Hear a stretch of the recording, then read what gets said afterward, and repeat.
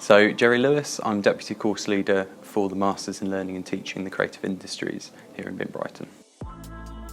So fundamentally this course is all about teaching. We've actually split the Masters into two different pathways to accommodate people that are new to teaching. So there's an early career pathway that's about becoming a teacher. We also have a second pathway for experienced educators who might already be trained as teachers, they might be working in education, who are looking to upskill themselves and get some more development. So the early career pathway is aimed at new or early career teachers fundamentally. So typically people with less than 3 years experience. It's a much more practical version of the course. You'll undertake a teaching placement while studying academic modules.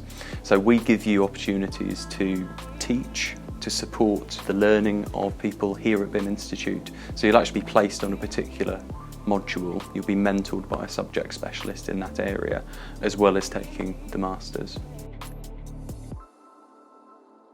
So the experienced educator pathway is aimed at people who are already qualified as teachers, or maybe have more than 3 years experience. It doesn't have a teaching placement attached to it, so we're assuming that people will be working in some way throughout their Masters study. Its core modules are more aimed at educational leadership, leading change, and there's a kind of larger research component to it as well. So if you decide you want to take the course and you want to apply, first thing to do is put through the application form, which contains your personal statement. So that's the thing that your interviewer is going to read in some depth prior to the interview. In the personal statement we ask you 3 kinds of questions. It's wanting to know why you want to take this course. We want to know how you've studied, how you've approached your learning and development in the past, because that's going to have quite a big impact on how you get on with the course. And finally, we want to know what you want to do with the course, how you want to take this learning further, your career aspirations, those kinds of things. The reason that we ask you these things in the personal statement is kind of twofold. We really want to understand who you are and where you're coming from, so we can make sure that the course is a good fit for you. But we also want to see your writing. As it's a postgraduate course, developing an argument in written form is quite important. So your personal statement gives you an opportunity to demonstrate how you can communicate in written form, how you can convey your thoughts. So if you come into an interview with us, what you can expect is a relatively informal conversation. We'll sit down, we'll ask you questions specific to your application form, and we will have a 2-sided conversation about whether this course is a good fit. So whether you're up to meeting the challenges of postgraduate study in teaching, and whether this course is actually going to give you the kinds of professional learnings and the qualification that will get you where you want in your career. So in terms of challenge, there are kind of 3 things that we're looking at. Firstly, it's the challenge of teaching. You know, you might have taught already, in which case that's great. You might have no teaching experience yet, that's absolutely fine.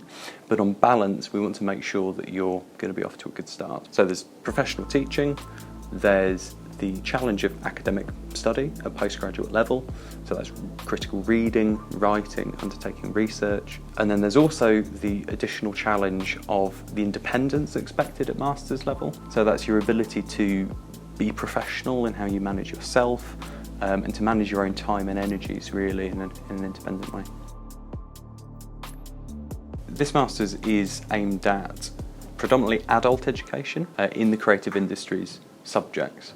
So the kind of career destinations that you're looking at with this kind of course is private instrumental teaching and developing in that kind of a way, becoming a classroom teacher in further education colleges or in a university, and it's also there to kind of develop skill sets if you wanted to be self-employed, run independent creative workshops, go into educational consultancy, those sorts of things. The early career pathway is offered both full and part-time. So you can do the Masters in a year over 12 months. The course runs from September to September. And in that time you'll do 4 taught modules, you'll do your teaching placement, and you'll do a final piece of research. If you decide to study the course part-time, then you'll take 1 academic module at a time, and you basically do your first year training to be a teacher, you take your placements. The second year you'll be studying how to do research, and you'll have the introduction to research module, and then you'll take your final dissertation.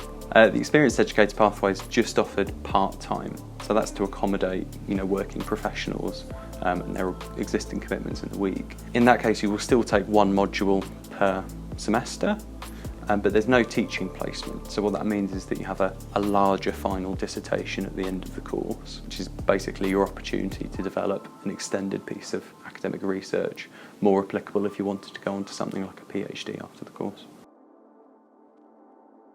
Firstly, you've got teaching, learning and assessment.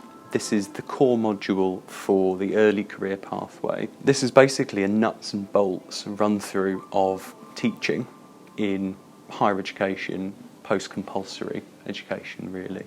So you'll learn things like how to design lessons, how to teach, how to run learning activities, how to assess your students, and how to give developmental feedback. So the module Investigating Learning and Teaching is your introduction to educational research. So this takes you through a whole host of different ways, methods, methodologies in conducting educational research, and it prepares you for taking your final research project. So throughout the module you will develop a proposal for your own research, and then you can use that proposal to actually direct your final project. So creative educational practice is a really interesting module all about creativity. So thinking about what creativity is, thinking about how we teach and nurture creativity in our students, and thinking about the tricky nature of how we actually assess creative performances and subjects. So throughout the module you will be doing lots of creative and interesting things. We'll guide you through exploring your own interests in relation to creativity, and you will journal on that.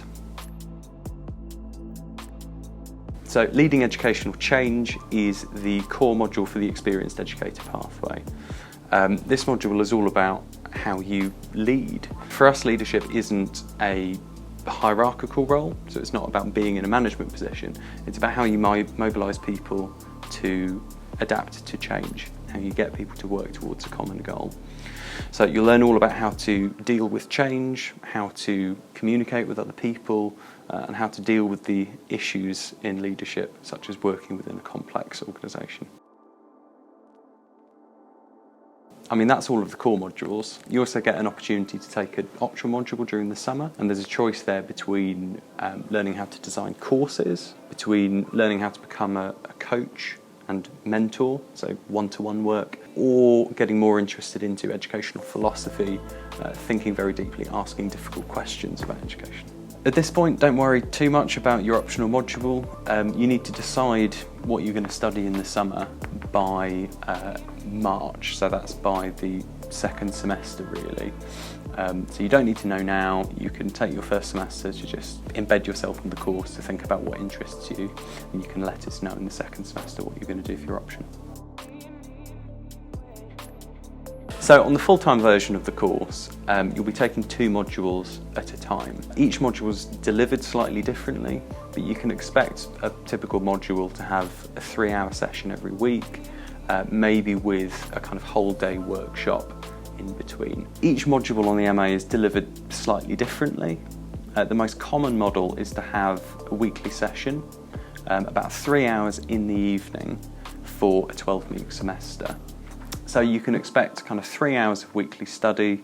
There'll be preparation time. You'll need to spend reading. You want to spend some time thinking about how you're going to apply your learning on the module, and then turning up prepared for that 3-hour session. Classes on the MA are delivered on evenings and weekends. So we don't do any sessions on weekdays because that's when people are usually doing their teaching placements or their existing work. So if you're undertaking a teaching placement at BIMM, we'd expect you to be in class about 5 hours a week, and that takes place over the course of the year. So if you're on the part-time version of the course, you would just be on one module for maybe 3 hours a week across both years. So in a typical week, if you're studying the early career pathway, You could expect to have either 1 or 2 evening sessions a week, depending on whether you're full or part-time. There'll be a couple of hours preparation for each of those classes, and then we'd expect you to be on teaching placement for 1 or 2 days a week as well.